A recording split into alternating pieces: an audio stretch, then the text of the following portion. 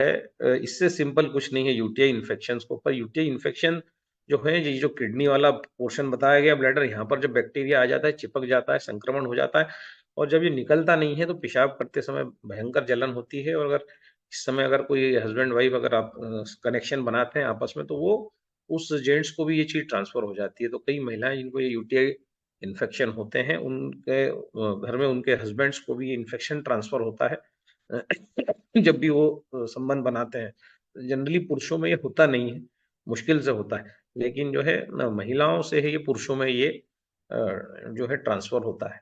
सो ये जब अगर हम अत्यधिक एसिडिक चीजों का सेवन भी जो है, वहाँ पूरा शरीर का टेम्परेचर जो डिस्टर्ब करता है, टेम्परेचर बढ़ जाता है, तब बैक्टीरिया प्रवेश कर जाते हैं। या फिर जो है पर्याप्त नींद का ना होना, जबरदस्ती जैसे अगर हम अनफोर्सफुल सेक्स जिसको कहा जाता है कि एक सामने वाला जो पार्टनर है, जो महिला है, उनकी इच्छा नहीं है और फिर भी कोई सेक्स करना चाह रहा है उनका पार्टनर, तो उस केस में वो जो लुब्रिकेशन होना है वो नहीं होता है, घर्षण होता है। घर्षण से वहाँ घाव पैदा होते हैं। वहां पर जब बाथरूम गिरती है, उस पोर्शन में जो कनेक्शन बाथरूम का होता है, तो वहां से फिर बैक्टीरिया डेवलप होते हैं उस घाव से, वो सब तेजी से अंदर की ओर ट्रेवल करते हैं।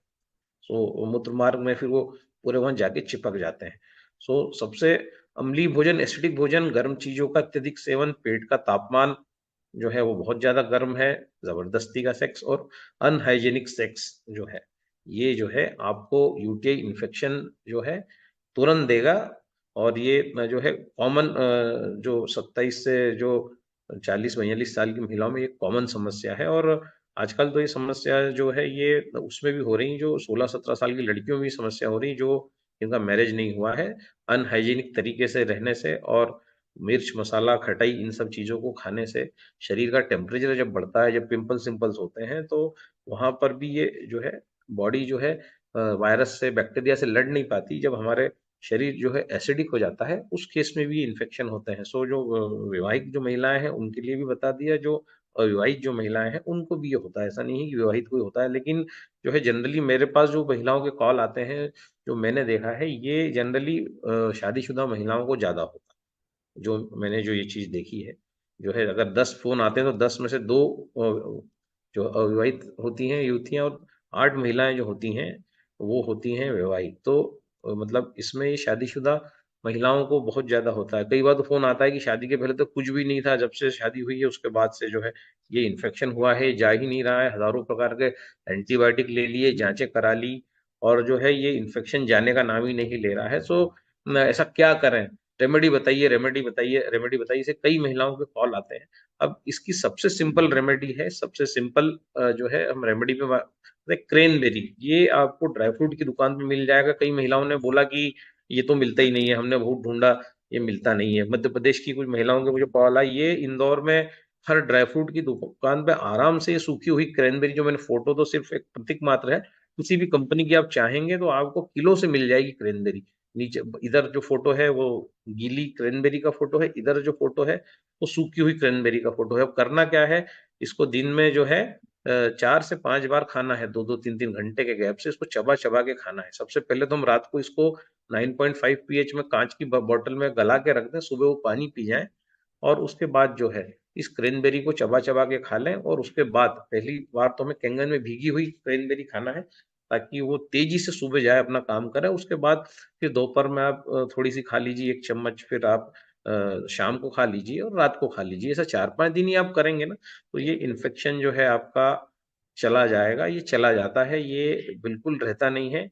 ये कई बार मैंने करके देखा है, जब ये जो इन्फेक्शन जब होता है, मतलब मैंने खुद पे भी इसका प्रयोग किया हुआ है। सो जो है ये टेस्टेड है, प्रूवन है, क्रेनबेरी है ना। सो क्रेनबेरी जो है, ये आप इसका सेवन अगर करते हैं जो मैंने जिस तरीके से बताया है, तो 4 दिन के अंदर इन्फेक्शन चला जाता है।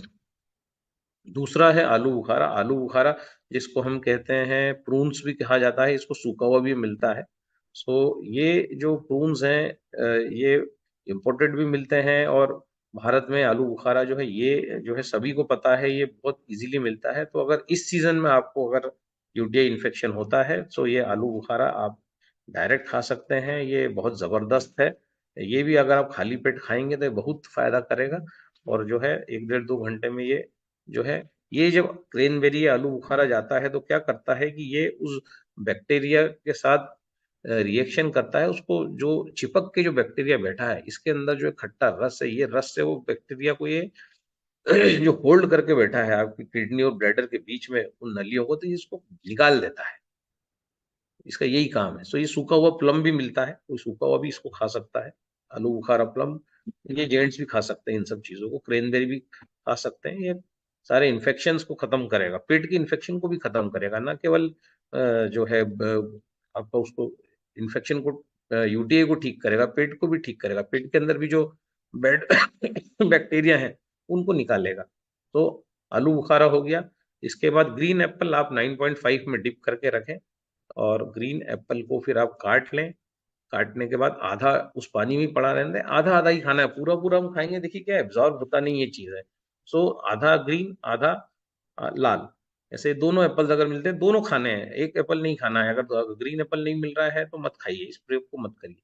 शहर में तो ये मिलता है, अब आपके गांव में आप कहेंगे कि हमें तो ग्रीन नहीं मिलता, अब हम क्या करें, तो फिर महिलाओं के फोन आ जाएंगे और नया टेंशन। तो भाई नहीं मिलता ग्रीन एप्पल तो लाल एप्पल भी खाने की कोई जरूरत नहीं, पर अगर ये कॉम्बिनेशन में खाएंगे, वो भी आधा आधा, आधा पानी में ही भीगा रहेगा वो, आप शाम को खा लें।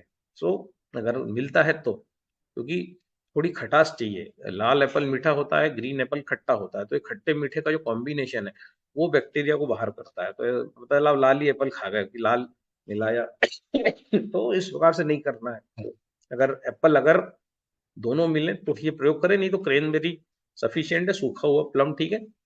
इसके बाद जो विटामिन सी जो आता है, उसका फोटो मैं यहाँ डालना भूल गया हूँ। तो विटामिन सी जो है वो उसकी भी बाजार में कैप्सूल्स मिलते हैं, विटामिन सी की गोलियां मिलती हैं, उसका भी सेवन आप जो है 6 घंटे में विटामिन सी बाथरूम से निकल जाता है, तो नींबू पानी पिया जा सकता है हर 6 घंटे में। या फिर जो है आपका इमली पानी पिया जा सकता है, इमली पानी जो है, नींबू पानी इमली पानी। विटामिन सी की गोलियां चूसने से बेटर है कि हम विटामिन सी पपीते से लें, विटामिन सी हम मिर्ची से लें, विटामिन सी हम नींबू से लें, विटामिन सी हम सबसे बेटर है इमली से लें, विटामिन सी हम आंवले से लें। किसी भी फॉर्म में हम जो है विटामिन सी को लेना स्टार्ट करें, उसके डोज बढ़ा दें, तो हम देखेंगे कि ये इन्फेक्शन 4 से 5